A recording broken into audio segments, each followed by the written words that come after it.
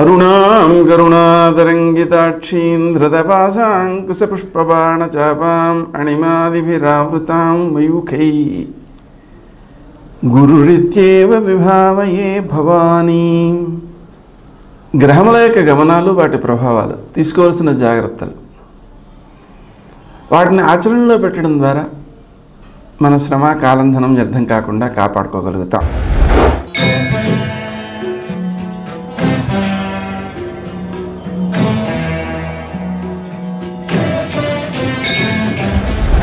మిథున రాశి. ఈ రాశి వారు తాము ఆచరించే కార్యాలలో విజయాలు సాధిస్తారు.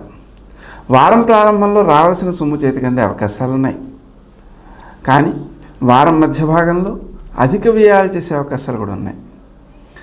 అది కూడా మనసుకు నచ్చిన పనికి, మనసుకు నచ్చిన వస్తువుకి అధిక వ్యయాన్ని కూడా వెచ్చించేటువంటి స్థితి కనిపిస్తుంది. దాన్ని అధిగమించాల్సిన అవసరం ఉంది.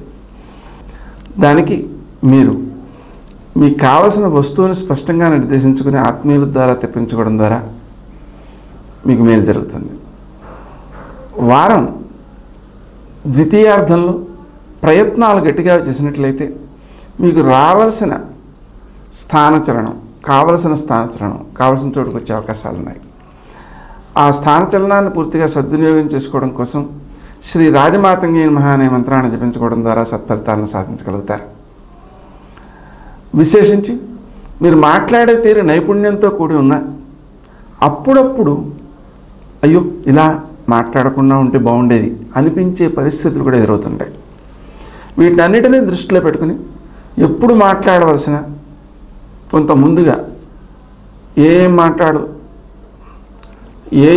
మాట్లాడాలో వాటిని కొంత నోట్ చేసుకుని తరువాత దాన్ని ఆచరణలో పెట్టడం మంచిది. అలా ప్రణాళికాబద్ధంగా మాట్లాడినప్పుడు మీ ప్రయోజనాలు ఎక్కువగా సిద్ధించే అవకాశం ఉంది. మీకు సహాయ సహకారాలు అందుతాయి. ముఖ్యంగా స్త్రీజన సహకారం, మీరు చేసే పనిలో ఏ నైపుణ్యాన్ని ప్రదర్శిస్తారో దాన్ని మెచ్చుకునేటువంటి వారు కూడా మీకు సహకరిస్తుంటారు. ఆ విధంగా ఎవరైతే మీ పని యందలి శ్రద్ధను గమనిస్తారో వారు మిమ్మల్ని గౌరవించేటువంటి అవకాశాలు ఉంటాయి. అలాగే ముఖ్యంగా సంతాన వర్గంలో సాధించేటువంటి విజయాలు మీకు ఆనందాన్ని ఇచ్చేవిగా ఉంటాయి. వారు అభివృద్ధిని ఇంకా సాధించడం కోసం, కృషి ఇంకా పెంచుకోవడం కోసం మీరు వారికి సహకారంగా శ్రీదత్త శరణం మమ అనే మంత్రాన్ని జపించుకోవడం వల్ల ఎక్కువ ప్రయోజనం సిద్ధిస్తుంటుంది. స్నేహ సంబంధాల విషయంలో వారు కోరే కోరికలు మీకు చాలా క్లిష్టంగా, అవసరం లేనివిగా, ఎక్కువ శ్రమను గురి చేసేవిగా అనిపిస్తుంటాయి.